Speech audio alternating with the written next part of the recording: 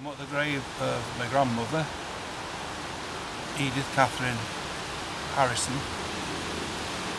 and I'm here to tidy it up a bit. As you can see, it's a little bit overgrown.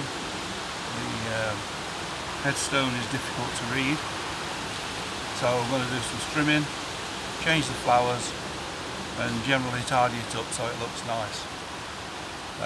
We are due to inter my mum's ashes next week in the churchyard at Smalley, and I'd like it to be nice and tidy for that occasion. So without more ado, better get the gardening tools out.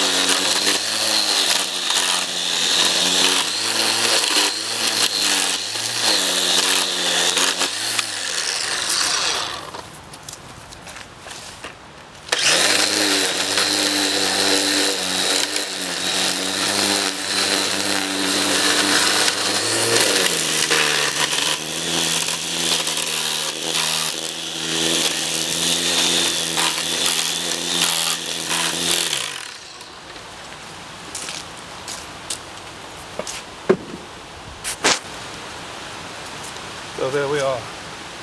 Grass is a bit shorter now, but I'm reckoning that the stone could do with bleaching, because it should be nice, bright, snow white colour, and it's going a bit green. So I'm going to get some water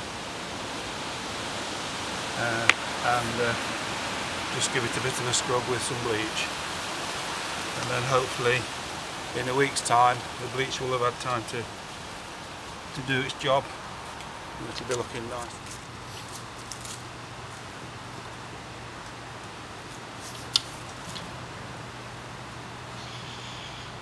So I'm just going to soak the stone now with some plain water just to wet it. Apply a little bit of bleach. Not too much, put that on the top and pick it up with the brush and just do a circular motion.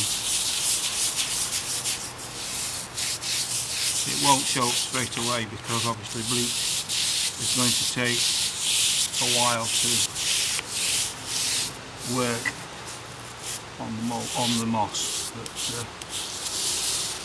hopefully by the time I leave it'll be looking something like, and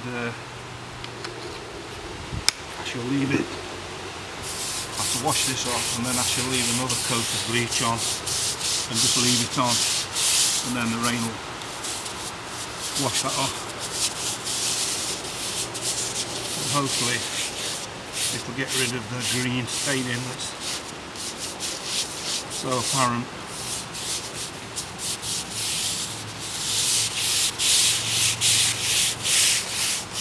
So we'll leave that on 5 minutes and go and have a look at another grave. I think while we're waiting I'll show you another grave. Okay, I'm at another part of the cemetery now, and I'm at the grave of William and Hannah Johnson, our great grandparents.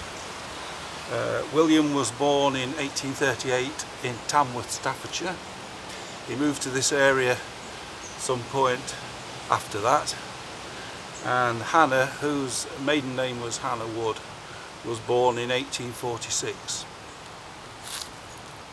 Now William died on, let me look at the inscription, he died on February the 3rd 1910, and he was 72. And Hannah, his wife, she died on August the 24th 1928, and she was 82. Problem is, this stone, with it being under the trees, is very, very difficult to read, and it's obviously Welsh slate.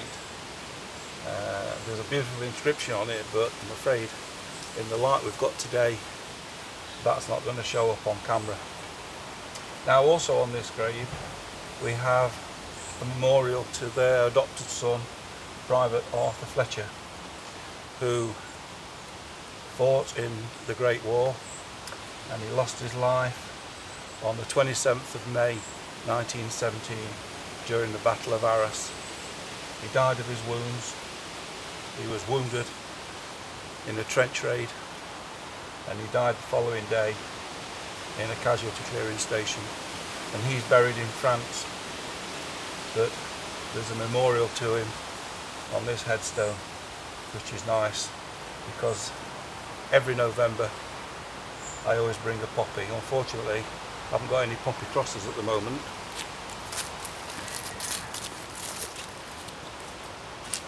I do, however, have a plain poppy, so we'll pop that in for now, and hopefully before the 11th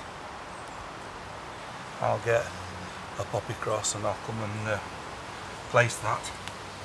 I've just done a little bit of tidying up.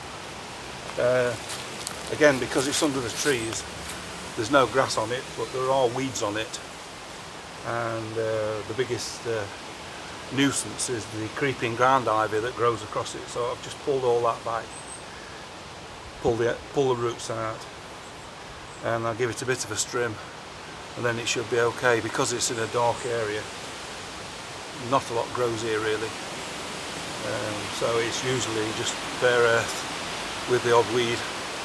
So we'll trim the weeds and leave it at that.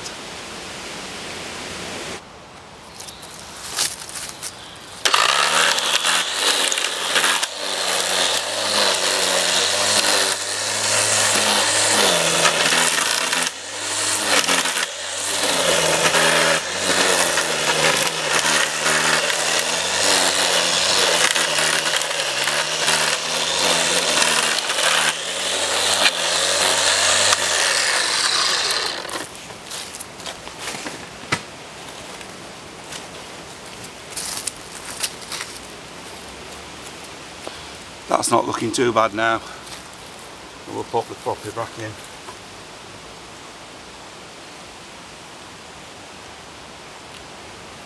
That should be alright now until next spring, when the soil warms up and all the roots start to sprout in again.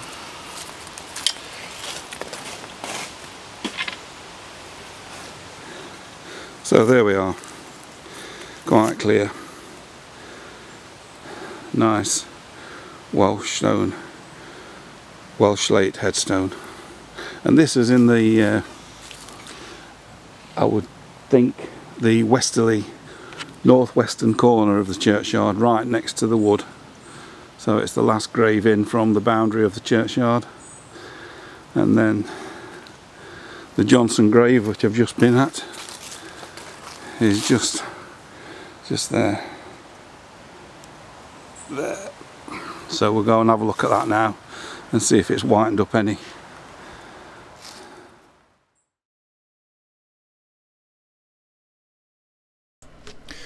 Now, because the light was so poor this afternoon, it wasn't possible to get an image of the inscription on the headstone, so I've included this still image that was taken some time ago, so that you can actually see what the inscription says on the headstone.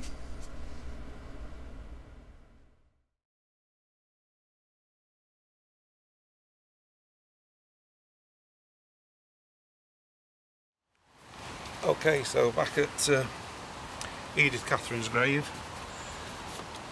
the bleach has had about 10 minutes to work. It's difficult to tell if it's made much of a difference, but it will do over time.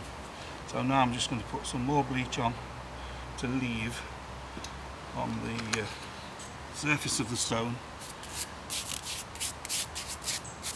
It's going to rain in a couple of days' time, so that will make sure that it's washed off hopefully, when it's brought out the white in the alabaster.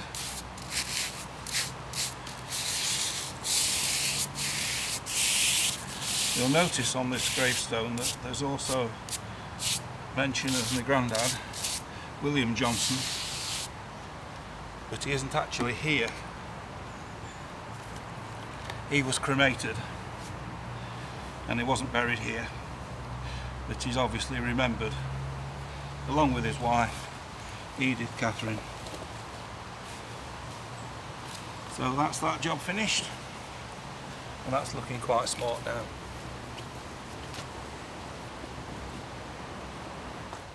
But obviously the grass now hopefully will have stopped growing now until next spring. So that's the grave of Edith Catherine and Richard Johnson in Smalley, St John the Baptist churchyard.